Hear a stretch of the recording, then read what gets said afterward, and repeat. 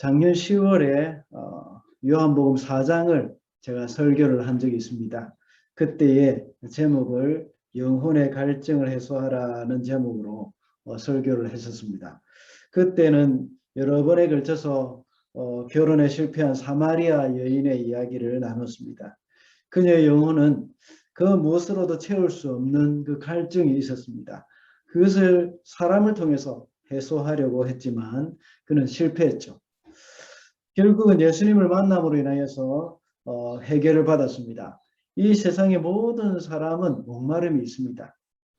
사람의 육신의 목마름을 해결하기 위해서는 물 한 모금 마시면 해결이 됩니다. 그러나 영혼의 목마름은 물 한 모금이 아니라 우물 하나를 다 말릴 정도로 물을 다 마셔도 그것은 채울 수가 없습니다. 사람들은 그들의 영혼의 목마름을 자신의 육신의 목마름으로만 생각을 하고 끊임없이 이것을 갈증 해소를 하기 위해서 찾아 헤매고 있습니다. 그래서 이성을 찾기도 하고 또 부와 명예를 찾아다니기도 합니다. 또한 학벌과 그 목마름을 채우기 위해서 또 다른 권력을 찾아 헤매기도 합니다. 오늘 본문에서도 보면 목마름을 해결하려고 하는 두 부류의 사람이 있습니다. 한 부류는 이삭입니다. 또 그는 목마름을 해결하기 위해서 열심히 우물을 파고 장소도 옮겨 다녔습니다. 그리고 또 다른 한 부류는 이삭이 판 우물을 빼앗은 사람들입니다. 우리가 판 우물을 빼앗으려고 할 때 이삭은 자기가 판 우물을 이제 그냥 주어버립니다. 그리고 또 다른 우물을 팝니다. 그러기를 몇 번이나 했는지 모릅니다. 이삭은 지금까지 아버지의 신앙으로 자랐습니다. 그리고 또 아버지의 신앙을 따라 살고 있었습니다. 아버지의 발자취를 따라다니면서 우물을 팠고 물을 얻었습니다. 그러다가 브엘세바로 올라가서야 비로소 하나님을 만났고 여호와의 이름을 불렀다고 말씀을 하고 있습니다. 그리고 그는 영적인 목마름을 거기서 비로소 해결할 수가 있었던 것입니다. 블레셋 사람이 이삭의 우물을 빼앗은 것은 그것이 그들도 역시 그들의 영적인 목마름을 해결하려는 그런 몸부림이라고 볼 수가 있습니다. 이삭이 브엘세바에서 하나님을 만나서 말씀을 듣고 또 예배를 드리기 전과 그 후는 아주 다른 것입니다. 그는 르호봇이라는 육신적으로는 안정된 곳을 찾았지만 그의 영혼은 참된 만족을 누릴 수가 없었습니다. 그래서 그는 브엘세바로 올라간 것입니다. 그래서 오늘도 역시 요한복음 4장에 나와 있는 그런 내용과 비슷한 그런 이 패턴을 좀 볼 수가 있습니다. 그래서 당신의 목마름을 해소하라는 제목으로 우리의 참된 만족을 위해서 우리가 어떻게 해야 하는지 우리가 살펴보도록 하겠습니다. 첫째로 삶의 참된 만족을 위해서는 믿음의 결단을 해야 합니다. 23절 말씀입니다. 이삭은 거기에서 브엘세바로 갔다. 사건의 발단은 이렇습니다. 계속되는 흉년 가운데서 이삭은 그랄에 살면서 농사를 짓기 시작했습니다. 그랄 땅은 가나안이 속해 있는 지역입니다. 블레셋 족속이 그랄 땅에 살고 있었습니다. 그래서 본래 이삭은 유목민인데 거기서 농사를 짓기 시작했던 겁니다. 그런데 하나님이 복을 주셔서 소출의 100배나 주셨습니다. 그 당시 가나안 사람들은 주로 그들이 농사를 지었지만 그들은 농사를 가뭄으로 인해서 흉년 때문에 농사를 잘 짓지 못했습니다. 그런데 처음 농사를 짓기 시작한 이삭은 100배나 소출을 얻었다는 것입니다. 이삭의 재산은 점점 더 늘어나서 아주 부자가 되었습니다. 그래서 그는 많은 소떼와 양떼가 있었고 거기에다가 남종과 여종까지도 아주 많아졌다고 기록하고 있습니다. 그렇게 되니 블레셋 사람들은 이삭을 시기하기 시작했습니다. 아브라함 때에 아브라함이 판 우물을 다 막아버렸습니다. 그리고 그 우물들을 흙으로 메꾸어 버렸습니다. 그리고 아비멜렉이 이삭에게 이 땅에서 나가라고 말을 했습니다. 아비멜렉은 사람 이름이 아니라고 했죠. 그는 왕의 명칭입니다. 이집트 왕을 부를 때에 바로 왕, 파라오라고 불렀던 것처럼, 그리고 로마 황제를 가이사라고 불렀던 것처럼 이 블레셋 왕도 역시 아비멜렉이라고 불렀습니다. 아비멜렉이 이삭을 그 지역에서 쫓아냈습니다. 왜냐하면 이삭이 그들보다 훨씬 강하다고 생각했기 때문입니다. 이삭은 어쩔 수 없이 쫓겨나게 되었습니다. 그랄 평원에 가서 그는 거기서 장막을 치고 자리를 잡았습니다. 거기 살면서 과거 자기의 아버지 아브라함이 팠던 그 우물을 다시 팠습니다.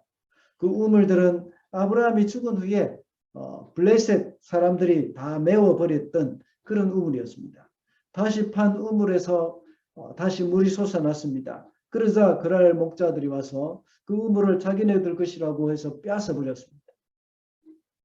그때 이삭은 그 우물을 양보했습니다. 그리고 다른 곳에 가서 또 우물을 팠습니다. 그러기를 몇 번이나 했습니다. 이삭이 우물을 잘 파서 물이 나온 것이 아니라 모두 아브라함이 팠던 우물입니다. 아브라함은 어디에 우물을 파면 어디에 땅을 파면 물이 나올 것이라는 것을 그는 잘 알았던 것 같습니다. 이삭은 아버지를 따라다니면서 아버지가 우물을 팠던 것을 보게 됩니다. 아마 아브라함은 자기가 판 우물에 대해서 이삭에게 자세히 알려줬을 것입니다. 어디로 가면 우물이 있는데 거기에 내가 그 우물 곁에 에셀 나무를 심어놨다 하고 이렇게 말을 했을지도 모릅니다. 그래서 이삭은 그랄 평지 거기서 우물을 파고 또 에색, 그거는 에색은 다투다는 그런 의미입니다. 거기서 우물 파다가 또 옮겨가서 신나라는 곳이 있습니다. 신나는 또 대적하다는 그런 의미가 있죠. 거기에서 우물을 파고 또 거기서 빼앗겼습니다. 그러다 또 다시 르호봇으로 갔습니다. 거기는 이제 넓다라는 그런 의미입니다. 이 르호봇에서 우물을 파줄 때에 그는 또 물을 얻었지만 그럼에도 불구하고 이제 이번에는 그랄 사람들이 와서 우물을 빼앗지 않았습니다. 그렇지만 이삭은 거기서 또다시 부엘세바로 갔습니다. 맹세의 우물이라는 뜻입니다. 또는 세바 이렇게 하면 일곱이라는 뜻이기도 한데 일곱 우물이라는 의미이기도 합니다. 이렇게 우물을 많이 팠던 겁니다. 창세기 21장 33절에 보면 아브라함은 우물에 에셀 나무를 심었다고 기록되어 있는 것을 볼 때에 우리는 짐작할 수 있습니다. 그래서 아브라함은 가는 곳곳마다 이 에셀 나무를 심어서 나중에 이삭이 우물을 쉽게 찾을 수 있도록 해 주었던 것 같습니다. 이삭은 계속해서 우물을 양보하고 또 파기를 반복했습니다. 결국 그는 브엘세바에 올라가기 전까지 계속해서 우물을 팠던 것입니다. 지금까지 그는 아버지 아브라함의 발자취를 통해서 우물에 물을 얻을 수 있었습니다.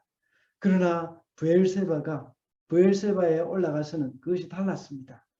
사실 이삭은 르호봇에서 우물을 팠을 때는 더 이상 그랄 목자들이 그에게 와서 우물로 인하여서 그를 괴롭히지 않았다는 것을 성경에서는 말씀하고 있습니다. 계속해서 이삭은 거기에 머물 수도 있었습니다. 그러나 이삭은 르호봇을 떠나서 브엘세바로 갔습니다. 이삭이 굳이 갈 필요도 없는 그런 브엘세바에 왜 갔을까요? 브엘세바는 어떤 곳일까요? 브엘세바는 그가 태어난 곳이고 그가 어렸을 때에 아버지 아브라함을 따라서 모리아산으로 출발해서 또 그곳까지 다녀온 그러한 장소입니다. 신앙의 깊은 은혜와 추억이 있는 곳입니다. 이삭이 이렇게 브엘세바로 갔다는 것은 하나님과의 관계를 새롭게 정립하기 위해서 결심을 했기 때문입니다. 이삭은 르호봇에서 육신적으로 안정된 삶을 살았지만 아직 영적인 목마름을 채우지 못했습니다. 그래서 그는 브엘세바로 올라갔던 겁니다. 과거 자기 아버지 아브라함과의 추억을 생각하면서 다시 하나님을 만나고 싶었던 것입니다. 그가 계속해서 우물을 파고 팔 때마다 아버지 아브라함의 자취가 남아 있었고, 그 아버지의 그런 자기를 향한 아버지의 배려, 자기를 위해서 에셀 나무를 심어놨던 그 아버지 아브라함이 생각이 났던 겁니다. 그리고 아버지 아브라함이 브엘세바에서 다시 언약을 맺고 맹세를 했던, 서로 간에 그랄의 왕 아비멜렉과 맹세했던 그 이야기까지도 기억을 했던 겁니다. 그래서 하나님께서 아브라함에게 맺었던 그 말씀, 언약의 말씀, 이것을 이삭은 생각이 났던 것입니다. 계속해서 지금까지 이삭은 그랄 사람들에게 배척당하고 거절을 당했습니다. 그가 잘못한 일은 아무것도 없었습니다. 다만 하나님이 이삭에게 복을 주시니 그가 하나님마다 잘 되었기 때문입니다. 그럴 사람들이 그를 시기하여 쫓아내고 그의 우물을 빼앗았습니다. 우리도 이 세상에 괴롭고 힘든 일이 없을 수는 없습니다. 우리가 흉년을 만나서 환경적인 그 어려움이 있다가 하나님이 복을 주시면 한순간에 그런 모든 문제들이 해결이 되기도 합니다. 그렇다고 해서 문제가 다 끝난 것은 아닙니다. 믿지 않는 사람들이 우리를 괴롭게 할 수도 있습니다. 하나가 해결되면 또 하나가 우리를 어렵게 만듭니다. 이때 이삭은 모든 것을 다 양보합니다. 그가 농사를 지어서 100배의 소출이 나왔던 그 땅도 양보하고 우물까지도 다 양보했습니다. 그리고 또 옮겨가지만 그때 또다시 양보를 하게 되는 겁니다. 그러다가 르호봇에 가서는 아무도 우물을 빼앗지 않았습니다. 아무도 그를 괴롭게 하는 사람도 없었습니다. 그때 보통 사람 같으면 이제 됐다 하고 생각하고 거기서 편히 지낼 수도 있었을 것입니다. 우리도 역시 어려움을 당하다가 르호봇에서의 삶과 같이 이제 아무도 대적하지 않고 편안하게 지낼 때가 있습니다. 지난 수요일 날 임직자 교육을 할 때에 제가 말씀드린 것이 있습니다. 웰빙의 시대에 하나님을 잊어버리면 안 된다는 겁니다. 웰빙 복지국가에서 우리는 조심해야 합니다. 신명기 6장에 나온 말씀과 같이 가나안에서 편안히 쉬게 될 때에 하나님 여호와를 잊지 말라는 그런 말씀을 했습니다. 신명기 6장 10절부터 13절을 제가 읽어보겠습니다. 내 하나님 여호와께서 내 조상 아브라함과 이삭과 야곱을 향하여 내게 주리라 맹세하신 땅으로 너를 들어가게 하시고 내가 건축하지 아니한 크고 아름다운 성읍을 얻게 하시며 내가 채우지 아니한 아름다운 물건이 가득한 집을 얻게 하시며 내가 파지 아니한 우물을 차지하게 하시며 내가 심지 아니한 포도원과 감람나무를 차지하게 하사 내게 배불리 먹게 하실 때에 너는 조심하여 너를 애굽 땅 종되었던 집에서 인도하여 내신 여호와를 잊지 말고 내 하나님 여호와를 경외하며 그를 섬기며 그의 이름으로 맹세할 것이니라. 브엘세바를 기억해야 한다는 것입니다. 르호봇에서는 우물에 물도 나왔습니다. 그리고 더 이상 그랄 사람들이 자기를 괴롭히지도 않았습니다. 더 이상 그 자리를 떠나서 또다시 우물을 파야 하는 수고를 하지 않아도 되었습니다. 그렇지만 그의 안정된 삶에서 떠나서 하나님과의 그 관계 회복을 위해서 그는 브엘세바를 향했던 것입니다. 지금 모든 것이 안정됐다고 생각하십니까? 그렇다면 우리는 그 다음에 브엘세바를 생각해야 합니다. 지금 이 모세가 신명기 6장에서 우리가 방금 읽었던 것처럼 거기에서 편안하게 살게 될 때에 여호와를 잊어버리지 않도록 조심해라고 말씀하고 있습니다. 우리는 안정되다고 생각할 때 그때에 거기서 만족해서는 안 됩니다. 이제는 하나님과의 관계 회복에 힘써야 합니다. 자녀들 걱정 없고 집 모기지 다 갚았고 하는 일도 크게 어려움이 없을 때 우리는 하나님과의 그 관계 회복을 위해서 힘을 써야 합니다. 그럴 때 우리의 영혼이 참된 만족을 누릴 수가 있는 것입니다. 둘째로 삶의 참된 만족을 위해서는 말씀과 예배의 기쁨을 회복해야 합니다. 24절과 25절 말씀입니다. 그날 밤에 주님께서 그에게 나타나셔서 말씀하셨다. 나는 너의 아버지 아브라함을 보살펴준 하나님이다. 내가 너와 함께 있으니 두려워하지 말아라. 내가 나의 종 아브라함을 보아서 너에게 복을 주고 너의 자손의 수를 불어나게 하겠다. 이삭이 그곳에 제단을 쌓고 여호와의 이름을 부르며 예배하였다. 그는 거기에 장막을 치고 그의 종들은 거기에서도 우물을 팠다. 안정적인 삶을 주는 르호봇에서 이삭은 믿음의 결단을 하고 브엘세바로 갔을 때 그날 밤에 하나님께서 이삭에게 나타나셔서 말씀해 주셨습니다. 그의 아버지 아브라함으로 인하여서 이삭에게 복을 주고 많은 자손을 주겠다는 약속을 하셨습니다. 이삭은 그 약속의 말씀을 받고 하나님께 예배를 드렸다고 하고 있습니다. 지금까지 이삭이 제단을 쌓고 주님의 이름을 부르며 예배했다는 그 말은 여기서 처음 나옵니다. 물론 그 전에 리브가와 결혼하기 전에 기도도 했고 이집트로 내려가려고 할 때에 하나님이 나타나셔서 가지 마라고 말씀하셨습니다. 그러나 직접 그가 하나님을 경험하고 언약을 받고 그분께 예배를 드린 것은 하나님 앞에 예배한 것은 이번이 처음입니다. 지금까지 이삭은 하나님을 믿었지만 자기 아버지의 하나님을 믿었습니다. 아버지로부터 들어온 하나님께서 늘 아브라함에게 이렇게 행해 주셨다 하는 것을 아브라함 자기 아버지로부터 들었던 겁니다. 그래서 늘 아버지의 발자취를 따라갔습니다. 우물도 자기 아버지가 판 우물을 다시 팠습니다. 그러나 이제 브엘세바에서 이삭은 여호와 하나님을 만났습니다. 이 사건은 욥의 고백과도 비슷합니다. 욥기 42장 5절에 보면 내가 죽게 대하여 귀로 듣기만 하였사오니 이제는 내 눈으로 주를 배웠나이다 하고 고백합니다. 이 말은 욥이 결정적으로 하나님을 만났다는 것입니다. 물론 그 전에 욥도 아주 신실하게 살았습니다.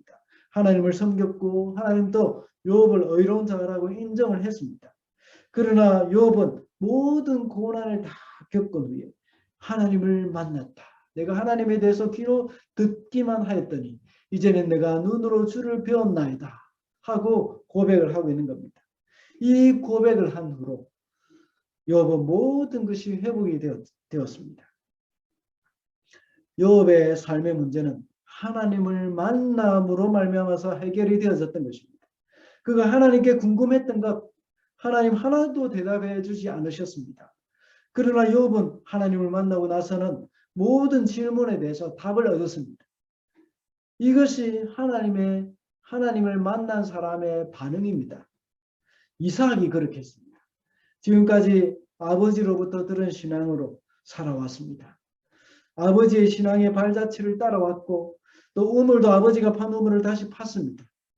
그러나 이제는 자기의 하나님을 만났습니다.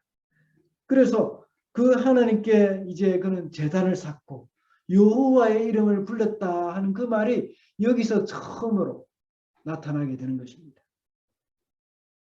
그리고 거기에 장막을 치고 종들은 또다시 우물을 팠습니다. 결국은 그 우물에도 역시 물이 쏟아나왔다고 말하고 있습니다. 그러나 이 우물은 다른 우물과 참 구별되는 우물이었습니다. 물론 창세기 21장에 나오는 우리가 21장에서 본 바와 같이 아브라함이 브엘세바에서 우물을 파고 거기에 에셀 나무를 심은 그곳일 수도 있습니다. 그것을 이번에 단번에 다시 우물을 팠을 때에 우물에 물이 솟아나왔다는 것을 말하고 있는데 이것은 이삭에게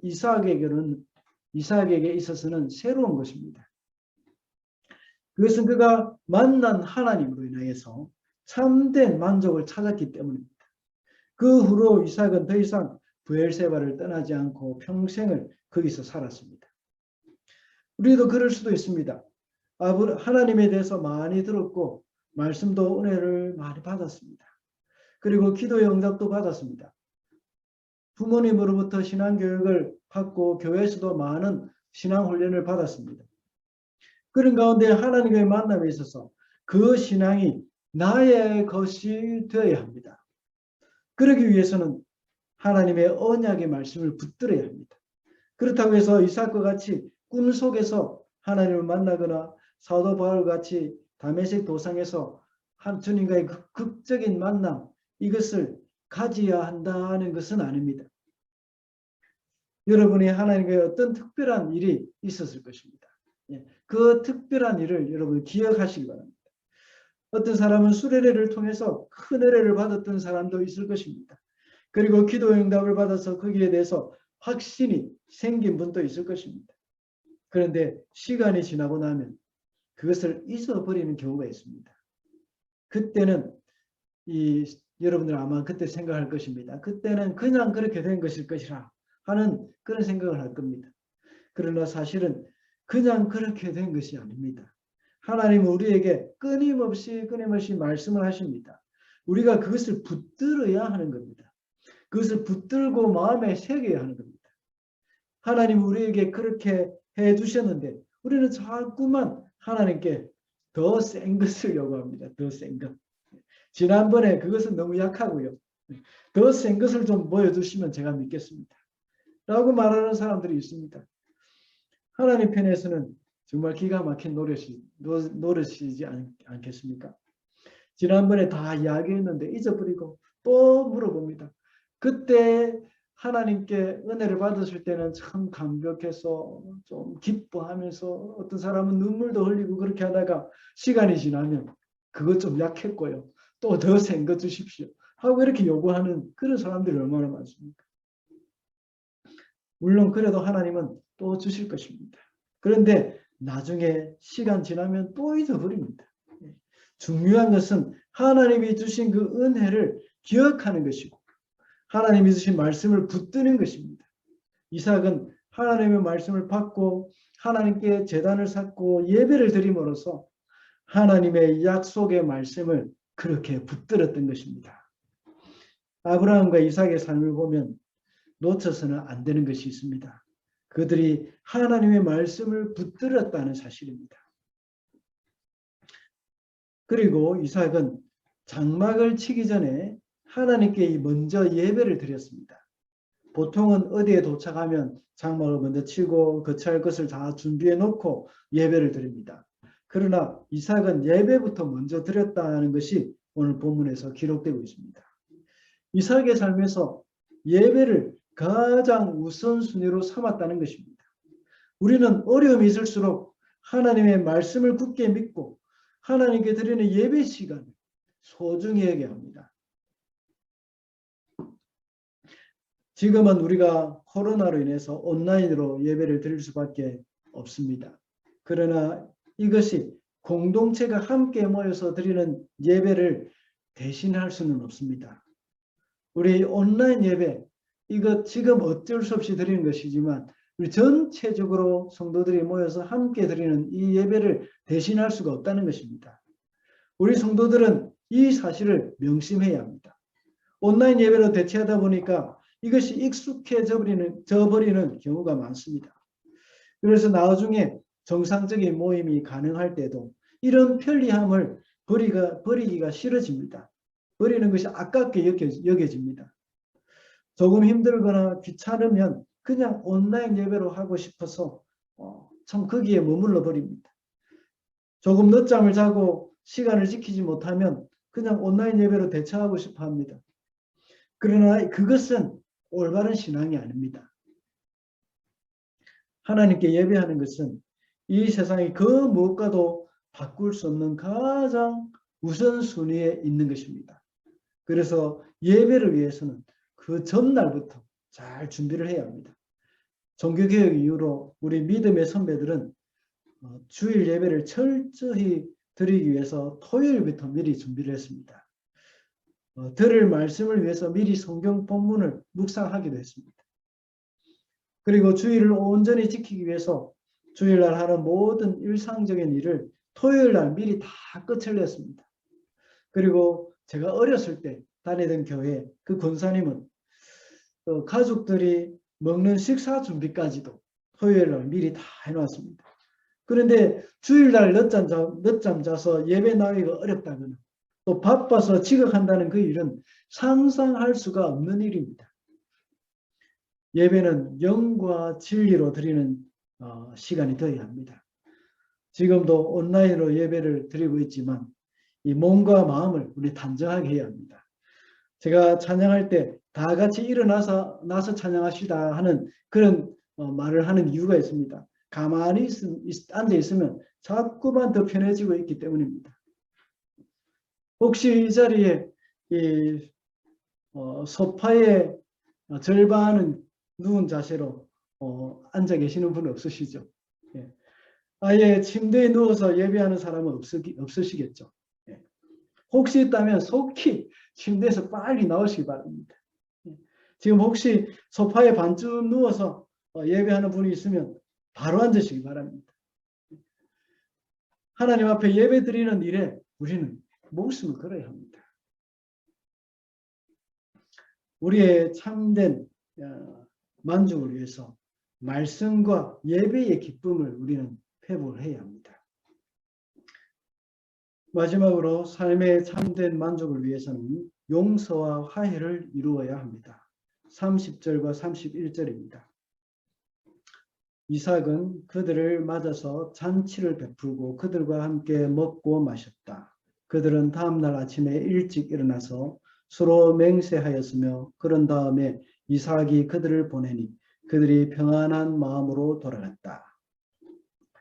예배를 드린 후에 이삭은 장막을 치고 종들은 우물을 팠습니다. 그때에 아비멜렉이 그의 친구와 함께 군대 장관 비고를 데리고 이삭을 찾아왔습니다. 화해를 요청하기 위해서였습니다. 하나님이 이삭과 함께 하신다는 것을 보았기 때문에 이 사람은 보통 사람이 아니라는 것을 그는 깨달았던 것입니다. 그 사람들이 생각하기에 자기들이 내어 쫓기는 했지만 이상하게 보기에 이 이삭은 쫓겨가는 사람 같지가 않습니다. 또 싸워서 그럴 사람이 이기긴 했지만 이상하게도 가만히 보면 오히려 이삭이 이긴 것 같은 느낌이 듭니다. 그래서 하나님이 이삭과 함께 하셔서 복을 주고 계신다는 것을 깨달았다는 겁니다. 그래서 불가침 조약을 맺자는 겁니다. 본문에서 아비멜렉이 평화조약을 맺을 때에 하는 말을 보시기 바랍니다. 마치 그들이 이삭을 건드리지 않고 잘 대하여 평안하게 갔던 것처럼 이삭도 역시 자기들을 해롭게 하지 말기를 그렇게 말하는 겁니다. 사실 그들은 얼마나 이삭을 힘들게 했습니까? 아무 이유 없이 내어쫓고 그럴 목자들은 이삭을 따라다니면서 괴롭혔습니다. 그러니 상처 준 사람은 그 상대방이 얼마나 상처를 받고 힘들었는지 모릅니다. 그래서 아비멜렉은 이야기를 하는 겁니다. 내가 너를 평안히 보내게 너를 해치지 않았다 하고 이렇게 말을 합니다. 우리도 그렇지 않습니까? 상처를 준 사람은 쉽게 용서를 해달라고 합니다.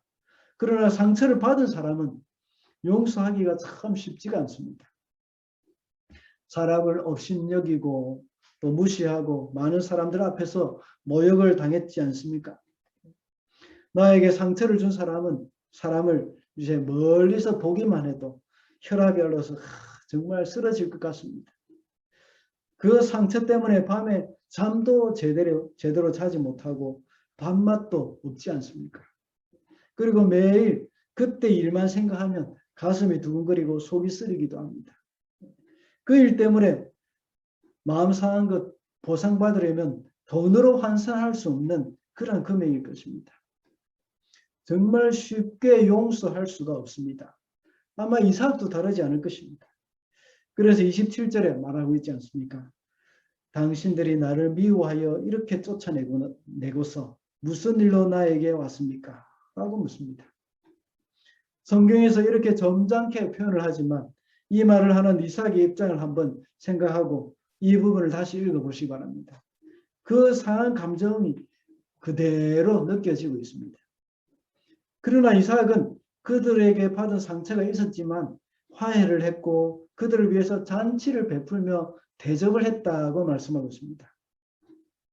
그동안 나그네로 살면서 살았던 서름들, 그리고 그랄 목자들이 따라다니면서 괴롭혔던 그러한 것도 이제는 다 용서했었던 것입니다. 잔치까지 베풀었다는 그 말은 진정으로 그들을 용서했다는 것입니다. 그리고 화해를 했다는 것입니다. 성도들은 괴롭히는 사람들 향해서 정말 분통이 터질 때가 얼마나 많이 있겠습니까? 그러다가 속병이 나는 경우도 있습니다. 그러나 우리는 그들을 용서해야 하는 이유가 있습니다. 우리 자신을 위해서입니다. 그래서 우리 속에 그리스도의 형상이 그 사람을 용서함으로 그리고 그 사람과 화해함으로 말미암아서 그리스도의 형상이 우리 가운데 이루어져야 하는 겁니다. 나에게 상처를 주는 사람을 대항해서 싸울 수도 있습니다. 그렇지만 우리 속에 있는 그리스도의 형상이 파괴되지 않고 완성되기 위해서 우리는 용서가 필요하고 그 사람과 화해가 필요합니다. 그래서 그 사람을 억지로라도 이해하려고 노력을 해야 합니다. 그렇지 않으면 우리가 시험에 들게 되고 우리의 영혼이 병들게 되는 겁니다. 이렇게 할 때에 성도를 인하여 그 성도를 인하여 은혜의 샘물이 터집니다. 오늘 본문 31절과 32절을 보시기 바랍니다. 그들은 다음 날 아침에 일찍 일어나서 서로 맹세하였으며 그런 다음에 이삭이 그들을 보내니 그들이 평안한 마음으로 돌아갔다. 그날 이삭의 종들이 와서 그들이 판 우물에서 물이 터져 나왔다고 보고하였다. 이삭이 아비멜렉과 그 일행과 화해를 하고 그들을 위해서 잔치를 베풀었습니다. 그리고 다음 날 서로 맹세하고 돌려보냈습니다. 그때 종들로부터 우물에 물이 터져 나왔다 하면서 기쁨의 소식을 전해 들었습니다. 이것이 하나님께서 성도들에게 주시는 놀라운 축복입니다. 그리고 또 놀라운 권위라고 볼 수도 있습니다. 땅에서 풀면 하늘에서도 풀린다고 말했습니다. 물론 이 말은 권징에 대한 말이기도 합니다. 그러나 이것은 용서에 대한 말씀이기도 합니다. 하나님께서 우리를 화평의 도구로 이 땅에 보내셨고 화평케 하는 자로 이 땅에서 사명을 받았습니다. 우리가 이 땅에 화평케 하는 자로 살아갈 때에 은혜의 샘물이 터집니다. 이것은 그럴 사람들을 향한 은혜의 샘물이 아니라 이삭을 위한 은혜의 샘물이었습니다. 제가 여러 번 말씀을 드렸지 않습니까? 용서와 화해는 상대방을 위한 것이 아니라 나를 위한 것입니다. 내가 화평하지 못하고 있을 때에 하나님의 은혜가 우리에게 흐르지 않습니다. 항상 뭔가 막혀 있습니다. 이삭은 아비멜렉이 그에게 찾아오기 전에 이미 그를 용서하는 마음이 있었습니다. 이미 그를 이해하는 마음을 가지고 있었습니다. 그러다가 마침내 서로 간의 관계에서 화평이 일어날 때 큰 은혜의 샘물이 터졌던 것입니다. 앞서 말씀드렸듯이 브엘세바에서 터진 샘물은 지금까지 아브라함이 판 샘물을 다시 파서 나온 그 샘물과는 의미가 다릅니다.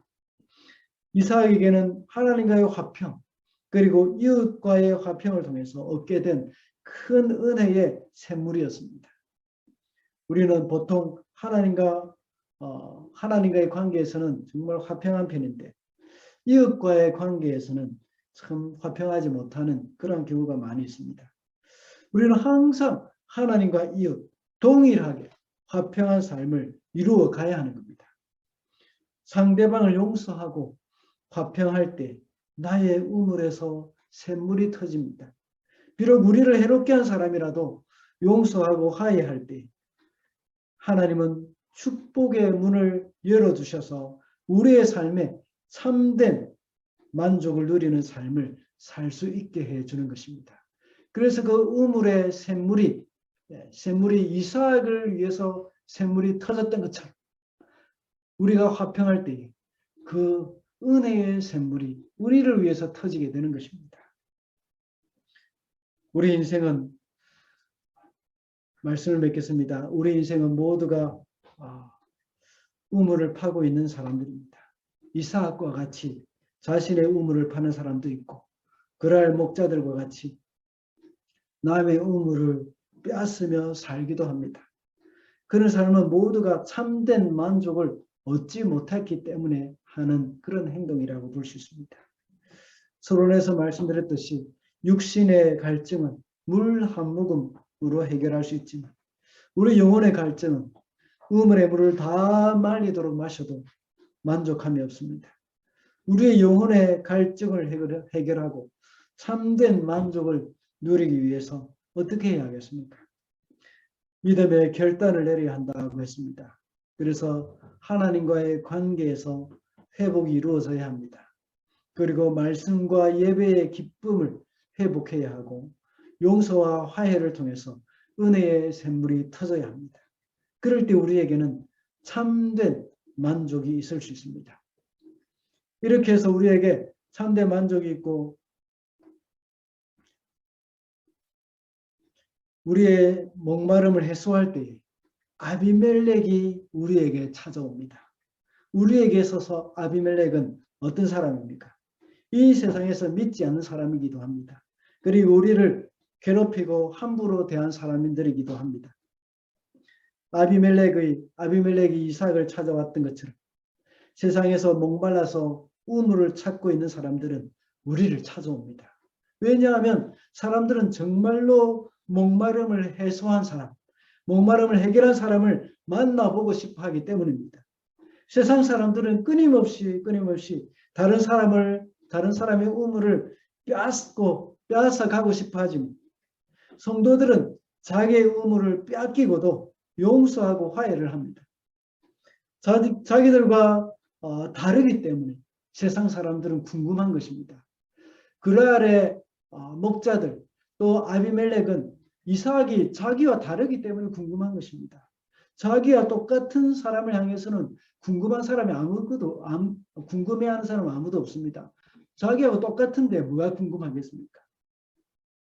그래서 세상 사람들은 자기와 다른 사람에게 찾아와서 물어봅니다. 너는 왜 이렇게 사느냐고 묻습니다. 그리고 사람들은 나에게 묻습니다. 왜 당신은 나에게 이렇게 잘해 주십니까? 하고 묻습니다. 그때 우리는 소망에 관한 이유를 묻는 사람에게 대답할 것을 준비해야 합니다. 우리 전도훈련을 담당하실 우리 선교사님이 저에게 책을 주신 것이 있습니다. 이 물맷돌 생활전도라는 책입니다. 그 책을 읽어보니까 그 책을 기록한 장로님이 그 사람들에게, 세상 사람들에게 워낙 잘해주고 친절하게 해주니까 그 사람이 묻습니다. 당신은 왜 나에게 이렇게 잘해주십니까? 하고 묻습니다. 그럴 때에 그 장로님은 마침내 때가 왔다 생각하고 그에게 복음을 설명해 주는 겁니다. 우리는 항상 소망에 관한 이유를 묻는 사람들에게 대답할 것을 준비해야 합니다. 그 대답을 어떻게 해야 할지 모르는 분들 계십니까? 26일부터 있을 전도훈련에 참석하시면 배울 수 있습니다. 먼저 목마름을 해소한 사람이 되어서 목말라 하는 그 다른 사람에게도 끊임없이 그 물을 나눠줄 수 있는 저와 여러분이 되시기를 바랍니다.